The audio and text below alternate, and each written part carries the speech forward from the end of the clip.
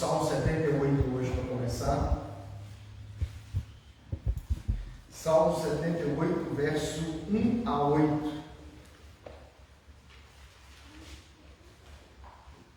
Nós estamos na série sobre a igreja, o evangelho uns aos outros.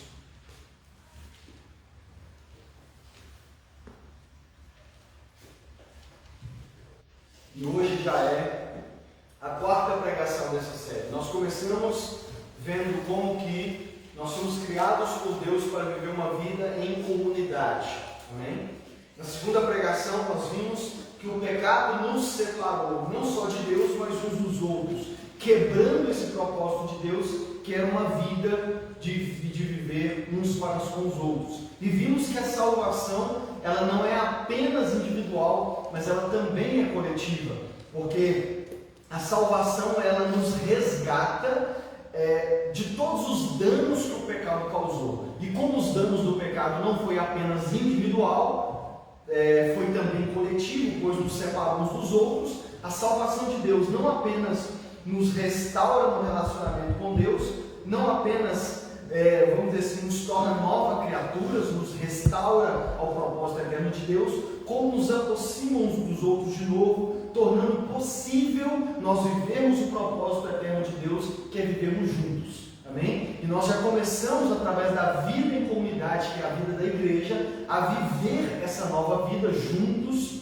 né? Até que possamos vivê-la perfeitamente na eternidade. Porque nessa terra ainda é imperfeito, porque nós ainda convivemos com o pecado. Amém? Semana passada nós vimos o que a igreja não é. E embora parecesse uma pregação que não tem a ver com o tempo, mas é necessário, irmãos. E tanto a pregação de semana passada como a de hoje, você pode falar assim, mas não estou entendendo o que isso tem a ver com a igreja. Mas é necessário em nossos dias, amém? Porque, como eu disse, hoje não é difícil as igrejas estarem cheias. Hoje não é difícil encontrarmos igreja por aí, né? Antigamente dizia-se que igreja e bar se encontram em qualquer esquina. Você já reparou que os bares não estão mais se encontrando em qualquer esquina? Mas as igrejas continuam cada vez mais, amém? Nós vemos ruas na nossa cidade que tem 7 ou 8 igrejas, numa única rua. Então, porém, nós vimos na semana passada que as igrejas hoje, muitas igrejas foram consumidas pelo espírito consumista. E isso tem afetado a maneira como as pessoas veem e definem o que é igreja. Amém? Isso é importante, porque se estamos numa série para descobrir o que é a igreja, para que possamos viver como igreja verdadeiramente, temos que identificar o que não é igreja, o que não é ser igreja, para que a gente possa lutar contra os erros e ficar livre desses enganos que estão, vamos dizer assim, né, abundantes no meio da igreja como um todo. E a pregação de hoje, esse assunto que eu vou falar hoje, eu iria deixar para ser, no meu planejamento, a penúltima pregação dessa série. Ou seja, iria ser lá para o final de dezembro. Mas hoje é uma data importante. Hoje, 31 de outubro, é uma data importante para o cristianismo. Porque hoje é o dia em que nós comemoramos a Reforma Protestante. Hoje, todo ano, dia 31 de outubro, nós comemoramos a Reforma Protestante. Especificamente, é marcado nessa data o dia em que foi fixado na porta da igreja de Wittenberg, na Alemanha, as famosas 95 teses de Martinho Lutero. E esse foi, vamos dizer assim, um dos marcos principais que desencadeou toda a Reforma Protestante. Não começou com Lutero. Se a gente for estudar a história da Reforma Protestante, vieram homens antes de Lutero que já estavam lutando para que a igreja fosse reformada. E um breve contexto histórico aqui. Até então, vamos dizer assim, podemos dizer sim, de certo sentido, que existia apenas a igreja católica apostólica romana. A igreja era, vamos dizer assim, sim, de certo aspecto, unida, né? Vamos dizer assim, havia uma denominação só, que era chamada de Igreja Católica Apostólica Romana. Porém, não só Lutero não foi o primeiro, mas homens antes de Lutero já começavam a olhar para as Escrituras, e olhar para a igreja e identificar identificar coisas que haviam dentro da igreja que não estavam corretas. Muito na pegada da pregação da semana passada. Semana passada foi uma pregação onde eu busquei ajudar vocês a entender e identificar coisas e sinais de que existe na igreja hoje, nos nossos tempos, e que não estão corretas, que a gente precisa reformar, que a gente precisa cortar, vamos dizer assim. E na época da reforma não foi diferente. Homens começaram a se levantar e começaram a identificar coisas que havia na igreja e que não estavam corretas de acordo com as Sagradas Escrituras. E por que ficou marcado o Lutero? Porque o Lutero, ele era, como alguns dizem, um trator bravo, um touro bandido. Ele era aqueles caras que peitava e que partia mesmo, né? E Deus deu uma graça especial para ele, e ele, através das suas 95 teses, ele fixou nessa porta da igreja, que era um costume, né, chamar para debates, fazer isso, e a partir dessas 95 teses, que depois, durante a semana, é interessante, se você nunca leu o CD, hoje eu estava relendo as 95 teses, e você vai ver que ele começa a apontar coisas que precisava ser reformada na igreja. Por isso, reforma protestante. Lutero, a princípio, e todos os outros não queriam romper com a igreja, não queria, como alguns chamam, não queria dividir a igreja. Eles queriam reformá-la. Eles queriam que tirasse da igreja o que estava errado na igreja. Mas aí a história desenvolve, eu não vou entrar em detalhes, mas posso mandar no grupo do WhatsApp alguns materiais bons para vocês verem durante a semana e ficarem por dentro disso. E aí, através de Lutero, a reforma ganhou expressão, né? A reforma ganhou uma proporção grande que gerou várias mudanças, inclusive, sim, o rompimento dos chamados protestantes, né? E a palavra protestante é porque eles protestavam contra as questões erradas da igreja, e a Igreja Católica Apostólica Romana. Então, a partir daí seguiu dois caminhos: a Igreja Católica Apostólica Romana e os protestantes. E esses protestantes, ao longo da história, foram se dividindo, cada um seguindo um caminho, por questões que nós não vamos entrar aqui, de divisões, heresias e tudo mais, e chegou a essa pluralidade que nós temos de denominações e denominações nos nossos dias de hoje. Amém? E todo ano, dia 31 de outubro, né, ao longo da história, eles definiram essa data como comemoração. Então hoje, dia 31 de 10 de 2021, nós estamos comemorando 504 anos da Reforma Protestante. Porque no dia 31 de outubro de 1517 foi fixado as 95 teses de Lutero, e a história começou, né, e ganhou proporções. E esse é o movimento da Reforma Protestante começou com não começou com Martinho Lutero, ganhou proporções maiores com Lutero, que gerou mudanças maiores com Lutero, porque os anteriores foram silenciados, ganhou proporções maiores, e esse é um movimento que nós podemos chamar de movimento, porque não acabou, amém? Isso que nós precisamos entender, a reforma não acabou. Sempre precisamos estar reformando. Como eu disse, semana passada nós apontamos várias questões que hoje, no século 21, nós precisamos mudar na igreja, nós precisamos reformar na igreja, nós precisamos tirar esses entulhos da igreja e voltarmos à vida pura da igreja, à vida simples da igreja, a seguir Jesus de maneira mais simples e cada vez mais pautada no que diz as Sagradas Escrituras. Amém? E por que isso é importante? Por que eu decidi pregar sobre isso para não deixar a data passar? Como eu disse, já estava planejado para essa série, mas eu decidi adiantar para hoje porque eu acho que vai encaixar melhor com o dia de hoje. Por que tratar desse assunto? Porque nós queremos ser uma igreja cujo DNA é uma igreja que valoriza a história da igreja. Por isso que o tema de hoje é a igreja antes de nós. Esse é o tema da pregação de hoje. A igreja antes de nós. E o título já diz alguma coisa, né? Nós não somos a primeira igreja do mundo. Amém, irmãos? A Igreja Cristo para a Cidade não é, né? Não sei se você sabia, mas nós não somos a primeira igreja do mundo. Eu não sou o primeiro pastor do mundo. Você não é o primeiro cristão do mundo, da história da igreja. A igreja já existe há mais de 2000 anos, irmãos. Amém? Então, nós queremos ser uma igreja que valoriza a história da igreja ao longo dos seus anos. Porque nós não somos os primeiros cristãos e não somos a primeira igreja. Amém? E uma coisa que eu já vou adiantar. Por que isso é importante? Porque e nós podemos perceber isso em alguns movimentos, o fato de nós estarmos plantando uma igreja nova, vamos dizer assim, uma nova denominação, podemos até dizer assim, não significa que nós estamos inventando o cristianismo.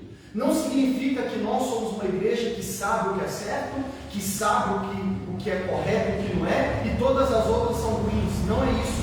Esse não é o propósito nosso desde o início, que já fez 2 anos, né? O nosso propósito para iniciar a Cristo para a cidade, estar plantando ela, não significa que nós consideramos que nenhuma igreja presta, que nós somos os bons e não tem mais nenhuma igreja que presta. Não é esse pensamento, o nosso pensamento desde o início. Desde o início, eu posso te mostrar os esboços, né, das primeiras reuniões. O nosso propósito é muito pelo contrário. É porque nós olhamos para a história da igreja e entendemos que muitas coisas que algumas igrejas têm nas igrejas, no seu modo de ser igreja hoje, está incorreto de acordo com as Escrituras em primeiro lugar e em segundo lugar com a história da igreja. Nós olhamos para a Escritura e vemos que algumas coisas estão erradas na igreja, mas também o que nos leva a entender isso também é olhar e estudar e conhecer a história da igreja nesses 2000 anos. E olhar e entender que muitas coisas que hoje, no século 21, as igrejas, os pastores estão ensinando e praticando na igreja, ao longo da história desses 2000 anos, a igreja nunca fez isso. Estão entendendo? Nunca foi da igreja fazer isso. E que se nós olharmos para a história, o que nós queremos não é reinventar o cristianismo. O que nós queremos é olhar para a história, reconhecer que o cristianismo não começou com a gente. Nós não somos a última bolacha do pacote, nem a primeira. Nós queremos olhar para a história da igreja e nos encaixar numa história que já existe antes de nós. Por isso que o tema é a igreja antes de nós. Nós queremos fazer parte de uma igreja que já existia antes de nós. E o que nós queremos é encontrar o nosso lugar nessa história. E sermos fiel a essa história e seguir encontrar o nosso papel na história e seguir com o bastão. Lembra dos Jogos Olímpicos, que tem algumas modalidades que os corredores correm, passam o bastão da frente para frente? O que nós queremos é olhar para trás, para toda a história da igreja que correu antes de nós, pegar esse mesmo bastão, essa mesma história e seguir com ele nas próximas gerações. Então nós não queremos reinventar nada, nós não queremos dizer que nós somos os bons, não. O que nós queremos o nosso propósito é dizer, nós queremos aprender com toda a história da igreja, para evitar os seus erros e aprender com as coisas boas que aconteceram. Amém? Vamos para o Salmo 78 então, que eu acho que eu já poderia até concluir agora, né? Salmo 78, eu acho que eu já pus a conclusão no lugar da introdução. Mas tá bom, vamos lá. Salmo 78, dos versos 1 a 8, diz assim: Povo meu, escute o meu ensino, incline os ouvidos para o que eu tenho a dizer. Em parábolas abrirei a minha boca, proferirei enigmas do passado. O que ouvimos e aprendemos, o que nossos pais nos contaram, não nos esconderemos dos nossos filhos. Contaremos à próxima geração os louváveis feitos do Senhor, o seu poder e as maravilhas que fez. Ele decretou os estatutos para Jacó e em Israel estabeleceu a lei e ordenou aos nossos antepassados que ensinassem aos seus filhos, de modo que a geração seguinte a conhecesse, e também os filhos que ainda nasceriam, e eles, por sua vez, contassem aos seus próprios filhos. Então eles porão a confiança em Deus, não esquecerão os seus feitos e obedecerão aos seus mandamentos. Eles não serão como seus antepassados, obstinados e rebeldes, povo de coração desleal para com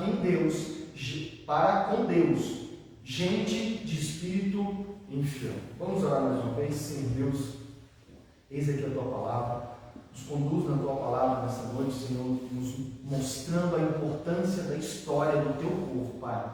Nos ajude a entender que nós não iniciamos o cristianismo, ajuda-nos a entender que devemos fazer parte de uma história, da Tua história, da verdadeira história do mundo, que o Senhor tem contado ao longo dos anos e dos séculos, que possamos nos encontrar nessa história e Te glorificar, vivendo a nossa parte dessa história para a glória do Senhor. Irmãos, por que eu decidi começar com o Salmo 78? Para resumir o Antigo Testamento nesse Salmo. O Antigo Testamento ele é resumido nesses 8 versículos. O que significa isso? É o títulozinho da Poema da Família de Asaf.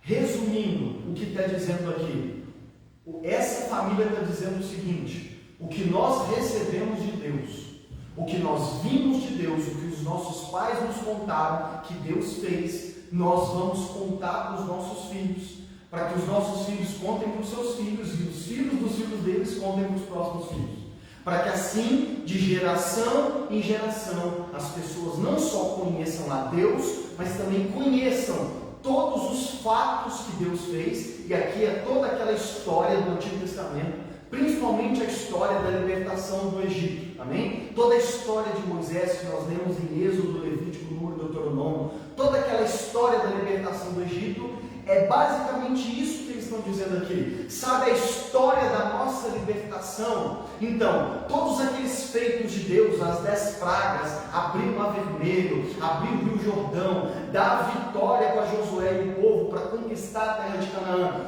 toda essa história do nosso povo, dos nossos antepassados, dos nossos pais Abraão, Isaac e Jacó, toda essa história de Deus com nossos antepassados, nós não apenas ouvimos dos nossos pais, como Deus ordenou. Se você ler os versos, você vai ver, Deus ordenou que contássemos para os nossos filhos, para que os ensinássemos não apenas eles, para que eles conhecessem a Deus, mas para também que eles contem aos seus filhos, que por sua vez contarão os filhos deles. E assim, de geração em geração, eles vão conhecer a Deus, eles vão ouvir todas as maravilhas que Deus fez, e assim vão aprender a temer a Deus, a andar com Deus, e não serão homens de coração obstinados e rebeldes para com Deus. De geração em geração. A vontade de Deus era que os pais devessem contar aos seus filhos que eles não foram apenas uma vez libertados, mas também reunidos em um só povo, para que através de todas as eras futuras eles pudessem produzir uma santa e pura obediência a Ele como seu libertador. Contem para os seus filhos, para que eles contem para os seus filhos, que Deus nos libertou. Ele é o nosso libertador. Ele nos libertou de 400 anos de escravidão. Ele nos libertou no Monte Sinai, nos reuniu como um só povo. Porque entenda que essa é a importância. Se você ler todo o Antigo Testamento, você vai ver a importância de sempre enfatizar: Deus escolheu um povo. No Monte Sinai, Êxodo 19, Deus disse: toda a terra é minha, todos os povos são meus, mas eu escolhi vocês como meu povo particular, como meu povo santo, para que através de vocês eu possa atrair todas as nações. Já começou em Abraão: vou fazer de você uma grande nação, e através de você, da sua nação, dos seus descendentes, eu vou abençoar as famílias da terra. Então, desde o início, Deus sempre escolheu um povo, Deus sempre elegeu um povo. Por isso que a canção que nós cantamos diz: para si um povo elegeu, escolheu, amém? Então, o que ele estava querendo dizer é: Deus nos escolheu como seu povo, nós recebemos o nome de Deus, e é isso que nós precisamos passar para as próximas gerações. E toda a história do Antigo Testamento é essa história. A partir da libertação do Egito, o resto do Novo Testamento, do livro de Josué ao livro de Malaquias, toda a história depois da libertação do Egito é resumida da seguinte forma: o povo se lembrou ou não de toda a libertação. O povo cumpriu ou não toda essa história. Por exemplo, um dos períodos mais tristes da história do povo de Israel, que é o livro de Juízes, começa o livro de Juízes dizendo que levantou-se uma geração que não conhecia Deus, e muito menos as obras que Deus tinha feito. Já logo no início, nós vemos no livro de Juízes o estrago que trouxe o quê? O povo se esquecer da história que eles tinham e de não conhecerem a Deus. Por isso que esse Salmo 78 resume todo o Antigo Testamento. Os melhores períodos da história de Israel foram períodos em que o povo se lembrou da sua história, lembrou-se da sua libertação, lembrou-se do libertador deles, e não só lembrou-se como ensinou para os seus filhos. E os piores períodos da história é quando o povo se esqueceu de Deus e da história que eles faziam parte. Amém? E esse é todo o Antigo Testamento resumido resumido em apenas 8 versículos. Quando nós vamos para o Novo Testamento, a história continua a mesma. Então nós vimos aqui que o Antigo Testamento, Deus quis que o povo contasse para as próximas gerações a história. E um detalhe, percebe que Deus não repetiu novas histórias. O Antigo Testamento, a partir de Moisés e do povo, o povo depois de Moisés, as gerações depois de Moisés, sempre viviam à luz daquela história passada. A libertação que aconteceu lá atrás, todas as outras gerações viveram baseados naquela história passada, naquela salvação passada. E era essa história. Deus estava dizendo: eu não vou fazer nada novo. O que os seus filhos, o que os seus netos bastam e precisam para que eles aprendam a me conhecer e andar comigo, é que vocês contem o que eu já fiz na história de vocês. Então, Deus estava dizendo assim: eu não preciso inventar nada novo, vocês não precisam inventar nada novo. Tudo que vocês precisam é contar para as próximas gerações tudo que eu já fiz por vocês. E esse é o Antigo Testamento resumido. Quando nós vamos para o Novo Testamento, o padrão permanece o mesmo. E aqui eu vou ler agora uma série de passagens, depois eu mando no grupo e vocês podem acompanhar em casa. Mateus 28, uma passagem que talvez você já conhece. Mateus 28, do 18 a 20. Mateus 28, do 18 a 20. Diz assim: então Jesus aproximou-se deles e disse: foi-me dado toda a autoridade no céu e na terra. Portanto, vão e façam discípulos de todas as nações, batizando-os em nome do Pai, do Filho e do Espírito Santo, ensinando-os a obedecer a tudo que eu lhes ordenei. E eu estarei sempre com vocês até o fim dos tempos. Jesus vive 3 anos e meio o seu ministério, chama discípulos, prega, faz milagre, faz tudo aquilo que nós conhecemos pelos evangelhos. Morre, ressuscita ao 3º dia, convoca os discípulos e comissiona os discípulos. E diz para eles: vão agora por todo o mundo, a todas as nações, e façam discípulos de todas as nações. Como? Ensinando-os a obedecer tudo que eu lhes ordenei. E eu serei com vocês até o fim dos tempos. Quando Jesus enviou os seus discípulos para ir por todo o mundo pregando o Evangelho e fazendo discípulos, o que ele disse? O que vocês vão ensinar para eles? Para os discípulos de todas as nações, até o fim dos tempos, até o fim dos tempos quando eu voltar. Vocês vão ensinar para eles tudo que eu já ensinei para vocês. Tudo que eu passei quase 4 anos ensinando para vocês, é isso que vocês vão transmitir. Amém? Vocês não precisam inventar nada novo. O que vocês devem transmitir para as outras pessoas de todas as nações é simplesmente aquilo que eu já ensinei vocês. E os discípulos vão e começam a fazer isso. Atos capítulo 2, no verso 41 ao 47, diz assim: os que aceitaram a mensagem foram batizados, e naquele dia houve um acréscimo de cerca de 3.000 pessoas. Pedro prega o primeiro sermão, as pessoas creem na mensagem, aceitam, e quase 3.000 pessoas é batizada e é unida à igreja. Verso 42. Eles se dedicavam ao ensino dos apóstolos. Verso 47. E o Senhor lhes acrescentava todos os dias os que iam sendo salvos. Não vou ler as outras características da igreja, mas vou focar apenas nisso. Jesus tinha enviado eles: ensine tudo que eu já ensinei. Pedro, então, no seu primeiro sermão prega, as pessoas creem, quase 3.000 pessoas batizam. Está vendo? Na prática, o que Jesus mandou eles fazerem no texto de 28. E como que essas mais de 3.000 pessoas viviam? Verso 42. Eles se dedicavam, em algumas traduções, perseveravam no ensino ou na doutrina dos apóstolos. Os apóstolos que Jesus mandou, enviou para todas as nações, para ensinar, fazer novos discípulos, ensinando tudo que Jesus passou para eles. Olha Atos 2 dizendo que foi exatamente isso que eles fizeram.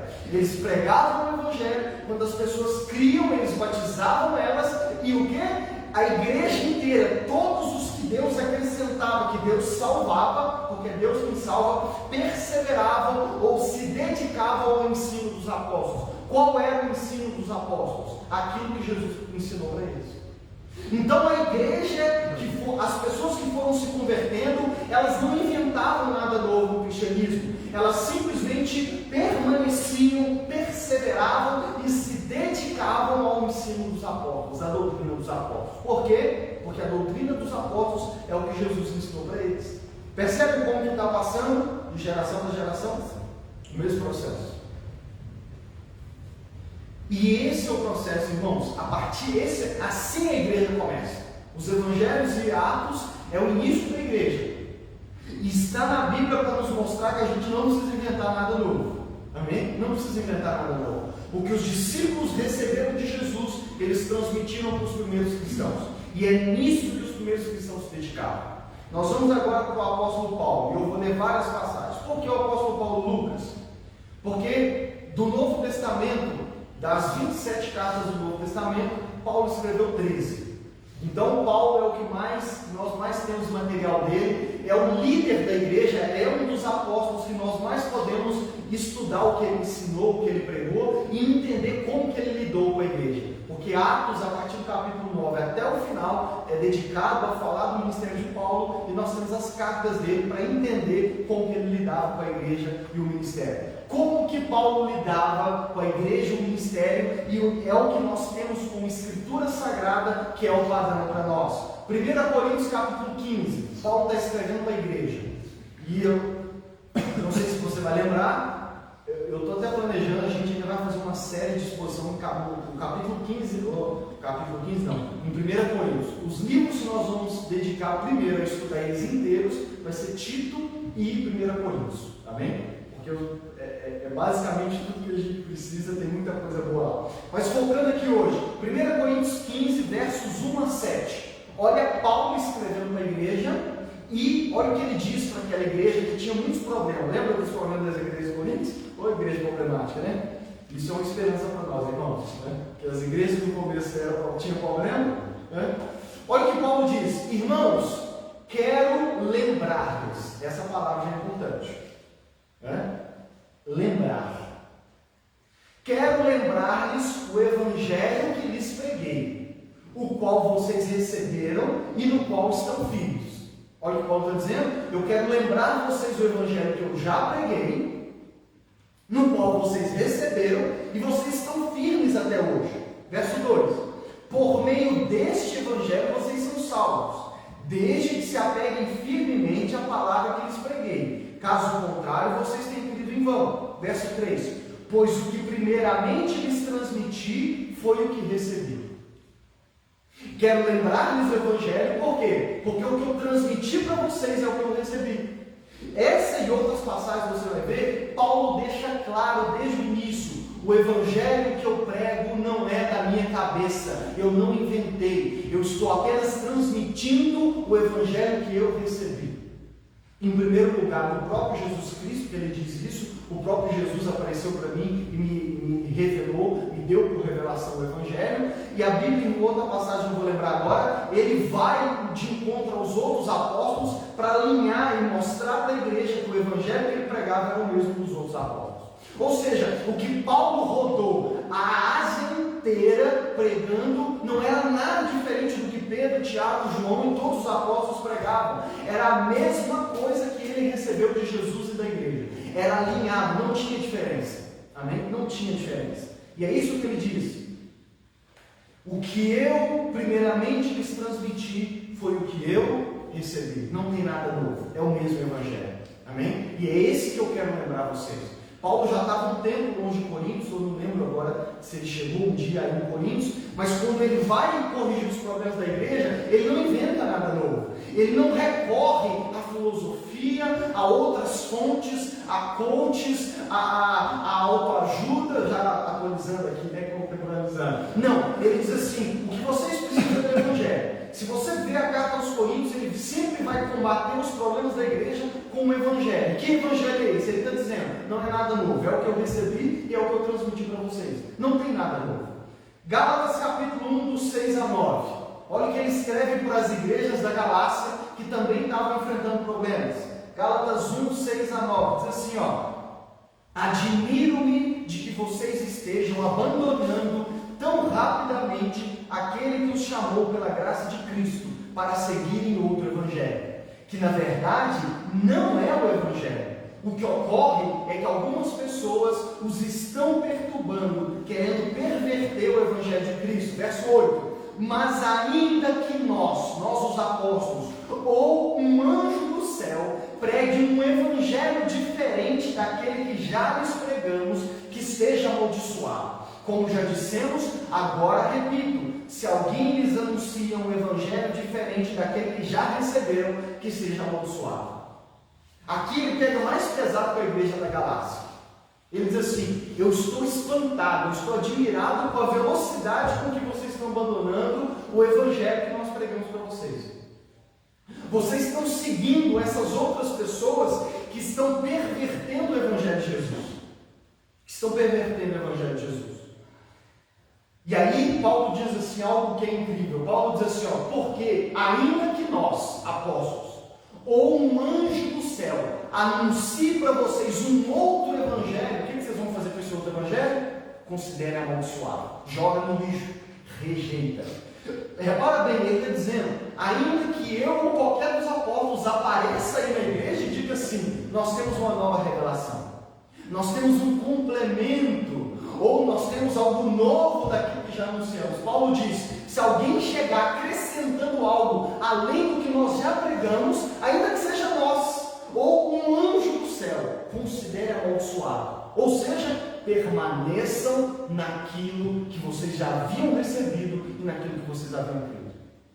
Irmãos, um pensamento simples, mas ao mesmo tempo profundo. Isso nos ajuda a entender que desde o início da igreja existia um conjunto de, como é que eu posso dizer? Era possível no início da igreja identificar o que era o evangelho de Jesus e o que não era, percebe? Era possível você identificar, isso aqui é a doutrina dos apóstolos, que é resumido assim. Havia um grupo de ensinamentos, de doutrinas, que a igreja, o início da igreja, eles poderiam dizer, isso é a doutrina dos apóstolos que nos passaram. Isso aqui já é um acréscimo. Ou isso aqui, como Paulo diz, é um outro evangelho, é uma outra coisa. E o que o apóstolo Paulo é enfático, e os outros apóstolos também vão ser, permaneçam naquilo que vocês receberam desde o início. Qualquer coisa a mais, o livro de Apocalipse termina dizendo, se alguém acrescentar ou tirar alguma coisa desse livro, que receba sobre ele todas as pragas que aqui estão contidas. Pesado, né?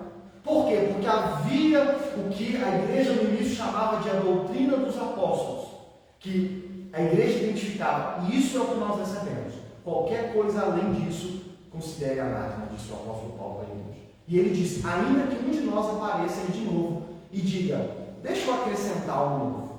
É por isso que nós rejeitamos o mormonismo, né, que é a igreja dos mormons, porque eles são fundamentados em uma nova revelação, em um Novo Testamento, e várias outras religiões, como também o espiritismo. Esse é um dos motivos pelo qual nós rejeitamos o espiritismo, porque também é baseado em um outro evangelho.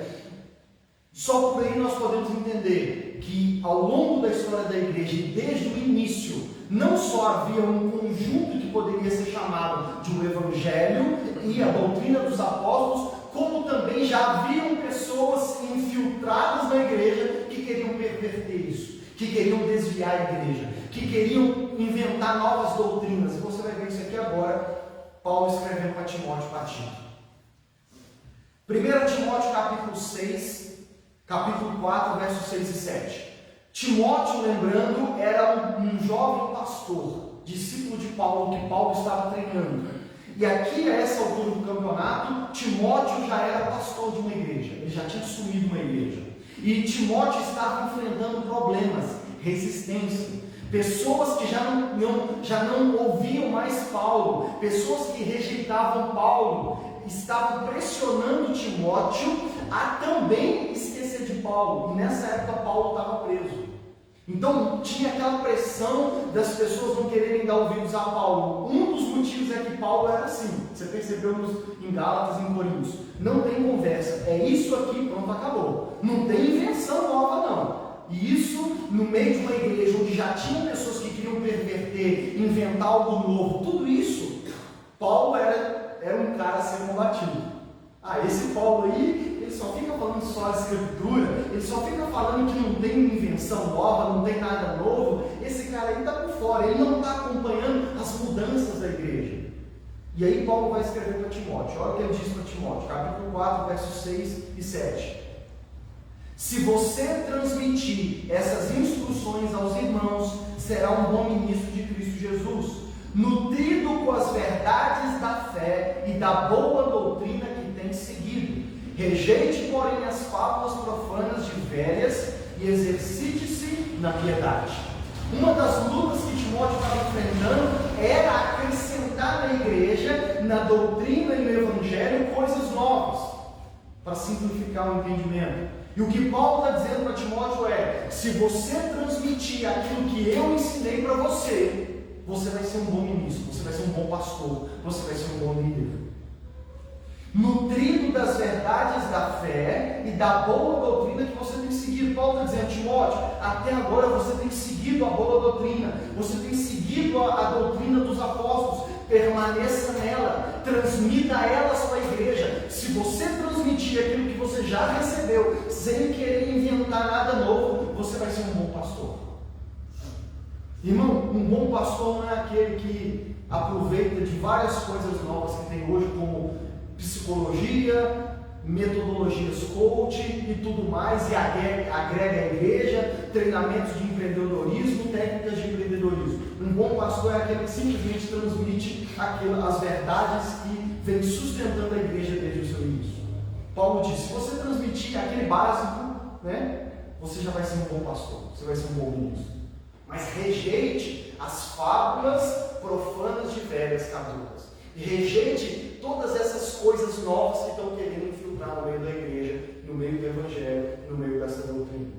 Capítulo 6, verso 3 a 5, Paulo continua dizendo assim: se alguém ensina falsas doutrinas e não concorda com a sã doutrina do nosso Senhor Jesus Cristo e com o ensino que é segundo a impiedade, é orgulhoso e nada entende. Esse tal mostra um interesse doentio por controvérsias e contendas acerca de palavras que resultam em inveja, brigas, difamações, suspeitas malignas e atritos constantes entre pessoas que têm a mente corrompidas e que são privadas da verdade, os quais pensam que a piedade é fonte de lucro.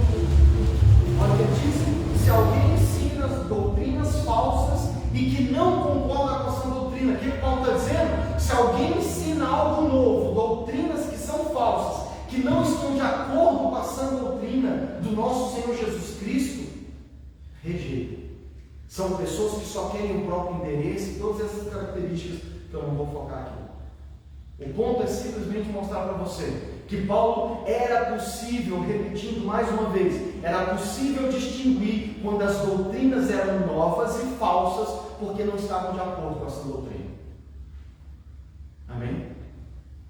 Era fácil. E Paulo está dizendo para Timóteo: você vai ser um bom pastor se você identificar essas pessoas e não só rejeitar os falsos ensinos, como também não permitir, ele diz isso em outro verso, não permitir que esses homens continuem ensinando isso na igreja. Porque ele vai dizer isso para Timóteo e para Tito, que eram pastores e líderes. Ele vai dizer, se você ler as cartas completas, ele diz: o seu papel não é apenas ensinar o que está de acordo com a sã doutrina, mas também combater, essa é a palavra, combater e rejeitar, não permitir que esses homens ensinem essas coisas no meio da igreja.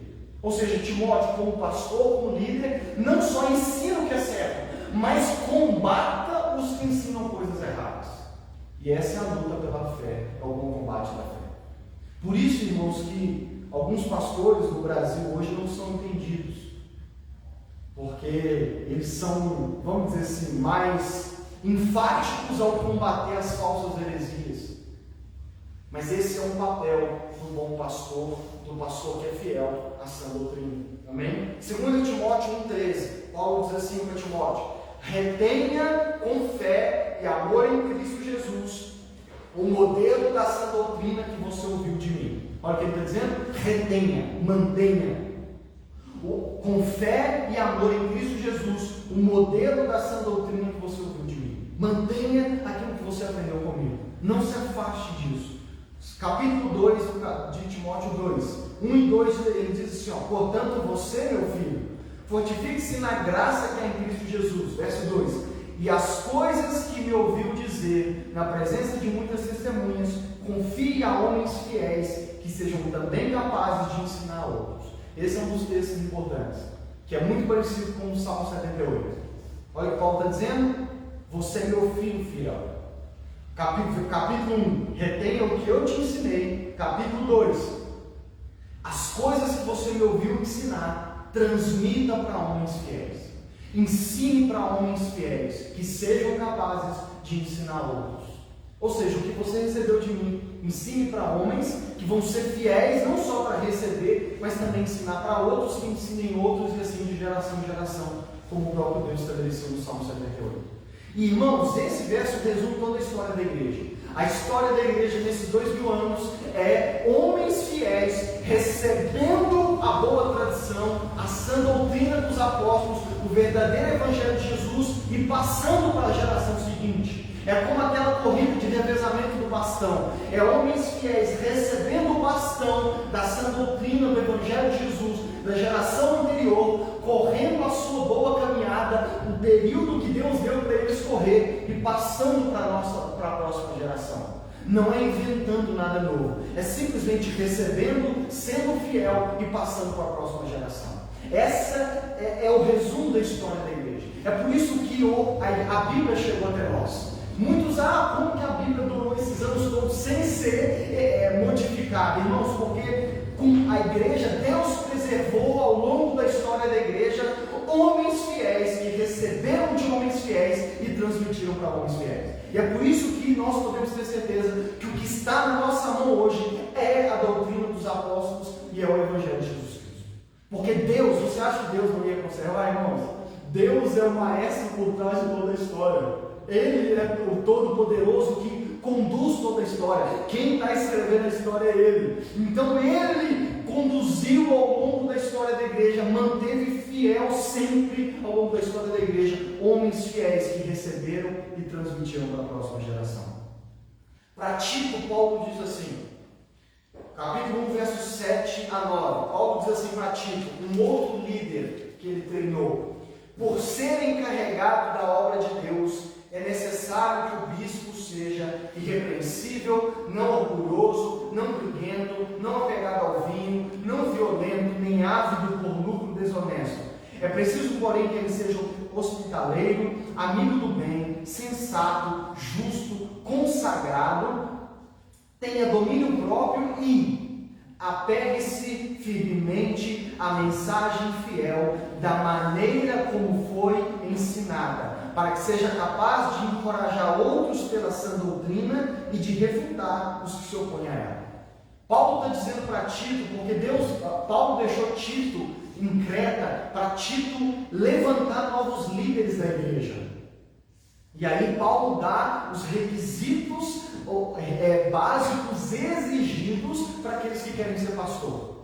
E um dos requisitos necessários para aqueles que querem ser pastor, um dos requisitos para pastores elegerem novos pastores da igreja, um deles é que essa pessoa apegue-se firmemente à mensagem fiel, da maneira como foi ensinada, e que seja capaz de encorajar outros pela sã doutrina e de refutar os que se opõem a ela. Viu as duas coisas de novo? De um bom líder? Receber a mensagem fiel, ser fiel a ela, se apegar firmemente, porque as tentações para a gente soltar é muito grande, é se apegar firmemente e transmitir para outros, encorajar outros a partir dessa doutrina e refutar aqueles que são contra ela. Combater aqueles que são contra ela. Combater aqueles que querem perverter essa doutrina, que querem perverter o precioso Evangelho de Jesus. E no capítulo 2, verso 1, ele diz assim para Tito: você, porém, fale o que está de acordo com a sã doutrina. É porque o contexto ele está falando de falsos ensinamentos que falsos líderes estavam espalhando na igreja. E aí ele diz para Tito assim: combata eles. E você, porém, ensine e fale o que está de acordo com a sã doutrina. O fundamento dos apóstolos e profetas. Efésios capítulo 2, 19, 20 e 21 resume tudo isso que eu falei até agora. Em Efésios 2, versos 19 a 20, Paulo diz assim: portanto, falando com a igreja, vocês já não são estrangeiros nem forasteiros, mas concidadãos dos santos e membros da família de Deus, edificados sobre o fundamento dos apóstolos e dos profetas, tendo Jesus Cristo como pedra angular, no qual todo o edifício é ajustado e cresce, para tornar-se um santuário santo no Senhor. Efésios talvez é a carta que mais fala a respeito da natureza da igreja. Eu ainda vou usar bastante ela nas próximas pregações. E olha o que Paulo está dizendo: nós somos membros da família de Deus, edificados, construídos sobre o fundamento dos apóstolos e dos profetas. Toda a igreja é construída sobre uma base, sobre um fundamento. A minha casa está ficando pronta, já estão construindo as paredes. Mas eles não estariam construindo a parede se já não tivessem feito o fundamento, a base. Agora que fizeram a base, já estão levantando as paredes, vão colocar o telhado, bater a laje, e ainda vão ter chance de mais à frente construir um andar de cima. Tudo isso por quê? Porque tem um fundamento, tem uma base. Paulo está dizendo, toda a igreja, ela tem um fundamento, um só fundamento, que é o fundamento dos apóstolos e dos profetas. O que quer dizer com isso? O ensino dos apóstolos e dos profetas, a doutrina dos apóstolos e dos profetas, o Antigo Testamento e o ensino dos apóstolos do Novo Testamento. Paulo está dizendo, é sobre esse fundamento, é sobre essa base, nenhuma outra, que a igreja é edificada, que a família de Deus é edificada. Não só no período de Paulo, mas em toda a história da humanidade, até que Cristo volte, porque Jesus disse, a todas as nações, até o fim dos tempos. E não foi os apóstolos que foi a todas as nações. A igreja foi transmitindo, passando de geração em geração. Então toda a história da igreja, irmãos, é fundamentada sobre a doutrina dos apóstolos. Ao longo de 2000 anos, a partir do momento em que o último dos apóstolos morreram e deixaram escritos, e Deus deixou carimbado as sagradas escrituras que nós temos na nossa mão, a igreja ao longo desses 2000 anos não precisou inventar nada novo. Tudo o que ela precisou e precisa para os próximos 2000 anos, se for necessário, é permanecer nesse fundamento, nessa sã doutrina, é permanecer não só recebendo e se apegando firme, mas transmitindo para a próxima geração aquilo que nós temos recebido, que é a sã doutrina dos apóstolos e dos profetas. Sobre o fundamento dos apóstolos e profetas está e será para sempre firmada a igreja, até a volta de Cristo. E é isso que nós chamamos de a boa tradição. Quando nós falamos da tradição da igreja, quando falamos da igreja histórica, quando falamos da história da igreja, estamos falando de como ao longo desses 2000 anos a igreja cumpriu isso que eu resumi para você até aqui. Que eu só resumi no nosso passado. A história, estudar a história da igreja, ouvir vídeos que eu vou mandar para vocês, os documentários, se você quiser, sobre a história da igreja, é estudar e conhecer como a igreja cumpriu tudo isso aqui ao longo de 2000 anos. Como a igreja fiel, a igreja histórica, a igreja que trouxe o evangelho até nós aqui no Brasil em pleno século XXI, é essa igreja que se manteve fiel, firme, apegado firme ao ensino, ao fundamento dos apóstolos e dos profetas, e edificaram a igreja e tudo que a igreja foi ao longo desses anos. E toda a história de desavenças, discussões que nós temos também ao longo da história da igreja é a história dos homens de Deus, dos ministros e da igreja como um todo, cumprindo o que Paulo disse para Timóteo e Tito, refutando os falsos ensinamentos que tentavam se infiltrar na igreja. Essa é a história da igreja. Se você se dedicar a estudar a história da igreja, você vai ver isso. Eles transmitindo a boa tradição, a sã doutrina e combatendo as heresias. Irmãos, todos os falsos ensinamentos que nós temos hoje no meio da igreja, na nossa geração, não é nada novo. Não existe nada novo. Se a gente estudasse a história da igreja, a gente ia ver de todas as heresias, todos os falsos ensinamentos que tem hoje dentro das igrejas, existia desde o início. Desde o início. Um dos textos de Timóteo aqui você viu que Paulo diz para Timóteo que os homens que ensinam falsas doutrinas são aqueles que pensam que a piedade é fonte de lucro. Na época da Reforma Protestante, há 504 anos atrás, se você ler as 95 teses de Lutero, uma das coisas que Lutero mais batia era sobre as indulgências da Igreja Católica na época, porque era pregado que se você desse uma oferta, você livrava uma alma do inferno, do purgatório. É a mesma coisa. E Lutero diz assim, e com isso, quem está ficando rico é o Papa, é a igreja. A igreja que deveria dar riqueza para os pobres, está enriquecendo baseado no dinheiro dos pobres.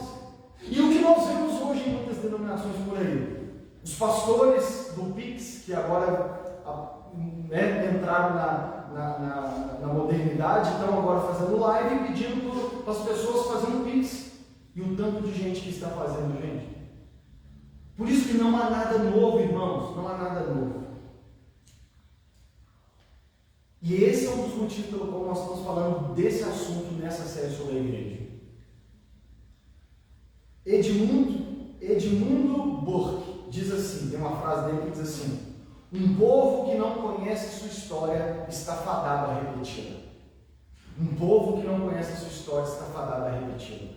Irmãos, a igreja evangélica hoje só tem repetido os erros do passado, porque não tem se dedicado a estudar a história da igreja. A maioria das denominações evangélicas hoje ignora a história da igreja.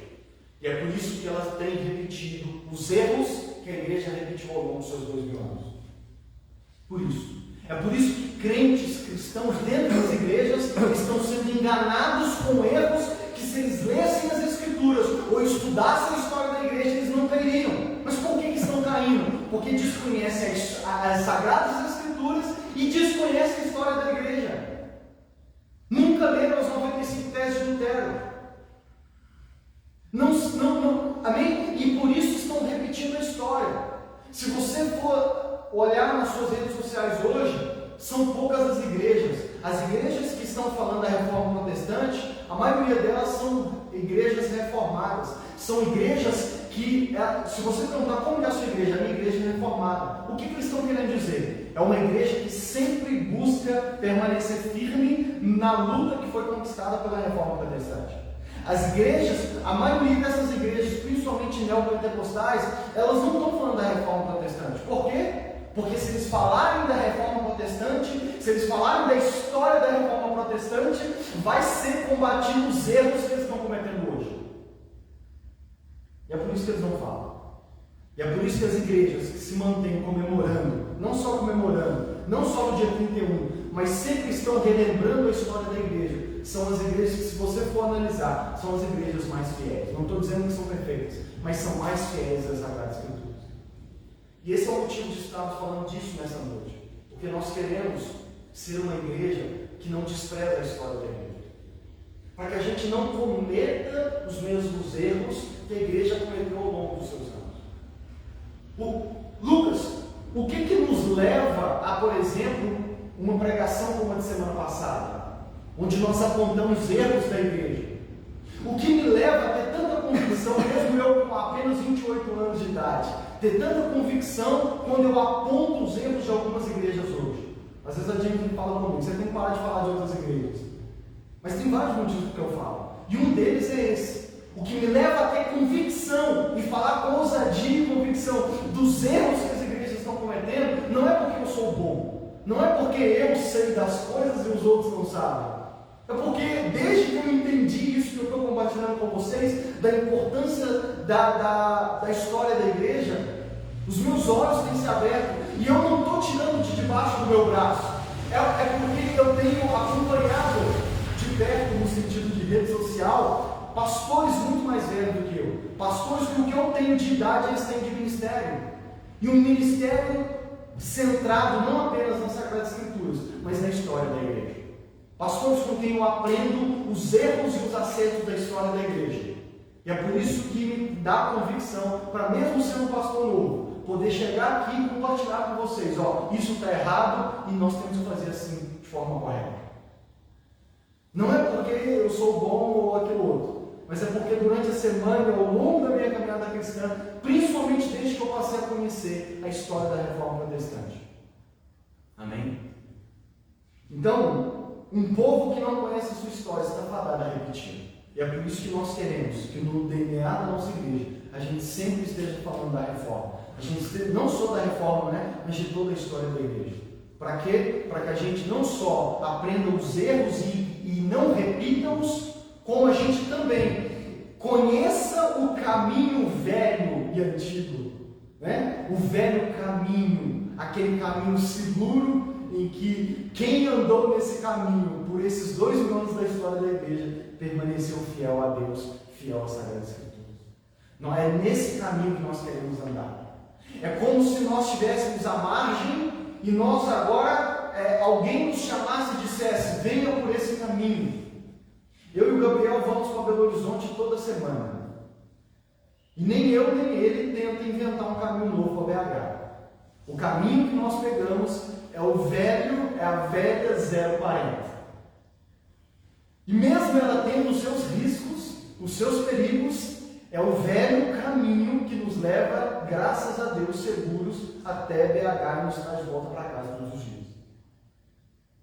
E o que nós queremos como igreja é discernir e reconhecer o velho caminho da igreja que existe antes de nós. Para que a gente possa não só rejeitar e não repetir os erros, mas para que a gente possa saber o caminho mais seguro e mais fiel ao nosso Deus e às Sagradas Escrituras. João Calvino, comentando o texto de Efésios, ele diz assim: assim somos habilitados a distinguir entre a igreja verdadeira e a igreja falsa. Isso é da maior importância, pois a tendência ao erro é sempre forte e as consequências do erro são perigosas ao extremo. Ele está dizendo, como que nós discernimos entre a igreja verdadeira e a falsa? Sabendo e observando qual igreja está fundamentada no fundamento dos apóstolos e dos profetas. O que a igreja diz a respeito da história? E ele diz mais, Paulo estabelece que a fé da igreja deve ser fundamentada nessa doutrina. Que opinião então devemos formar daqueles que repousam inteiramente nos artifícios de homens e ainda nos acusam de revolta porque abraçamos a pura doutrina de Deus? E aí ele diz, Paulo está nos ensinando o caminho, é o fundamento dos apóstolos e dos profetas. E aí Calvino diz assim, que parte então nós vamos ter daqueles que querem inventar coisas novas, baseado apenas em conhecimento de homens, e que ainda nos acusam de sermos com revolta, de sermos aqueles que querem permanecer firmes no caminho. Nós seremos esses, aqueles que querem permanecer no caminho antigo, no velho caminho. E para que fique fixado, a razão pela qual podemos ter convicção em uma pregação como a de semana passada ao dizer o que não é a igreja, é porque temos as Escrituras e toda a história da igreja ao nosso lado.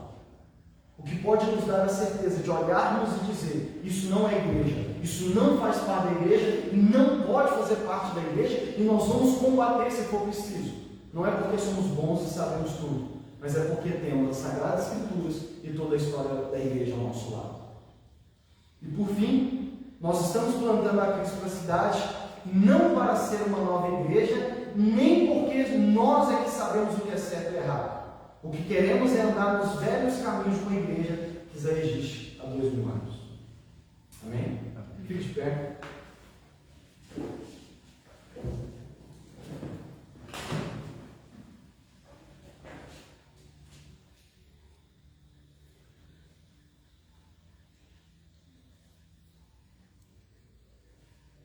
E é por isso, irmãos, que esse é o motivo pelo qual nós, vamos dizer assim, de muita coisa que tem por aí, nós somos seletivos com o que nós vamos ter na igreja. Amém? Porque muitas coisas que hoje, se você for perguntar às pessoas das igrejas modernas, mas a igreja não tem isso, mas não tem aquilo, mas... Irmãos, tem coisas que não são fundamentais, não fazem parte do que verdadeiramente é a igreja. E não que algumas dessas coisas não sejam boas, amém? Mas que quando a gente ouve aqueles mais experientes, eu decidi confiar nos mais experientes quando eles dizem que mais atrapalha do que ajuda. E como eu disse, não é porque o que me dá convicção de mesmo a gente sendo um novo, não só eu sou novo como líder da igreja, mas todos nós somos novos aqui. E somos uma igreja nova, fizemos 2 anos.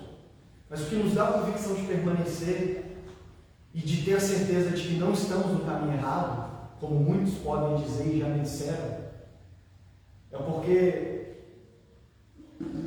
no peso contrário da balança à opinião deles, nós temos não só as Sagradas Escrituras, mas a história da igreja. E pastores mais experientes, que por mais que não conheçamos pessoalmente, temos contato com eles através da rede social. E glória a Deus pelas redes sociais. E também, o que nós temos buscado, vocês sabem disso, que eu tenho buscado pessoalmente, me aproximar dos pastores velhos de caminhada da nossa cidade. Inclusive amanhã tenho reunião, porque Deus deu a graça, já falei com vocês, de fazer parte da diretoria. Eu converso muito com o pastor Angelino, né? Já conversei com vários outros pastores e eu disse para eles: o meu ímpeto, a minha motivação, a minha paixão em estar na diretoria, em fazer parte do conselho de pastores, é em estar perto dos pastores antigos. Recentemente o Luiz, da parte, me perguntou: por que você não pensa em se unir a uma denominação? Eu falei: Luiz, primeiro porque nós temos um DNA diferente, estamos construindo o nosso próprio. E outra, que o que nós ganharíamos fazendo parte de uma denominação, que é tendo uma relação com outros pastores e tudo mais, eu estou buscando através do conselho de pastores da cidade, que é estar perto de pastores como o pastor Renan e vários outros que já são bem mais velhos de caminhada. E o que eu tenho aprendido com eles é muito bom.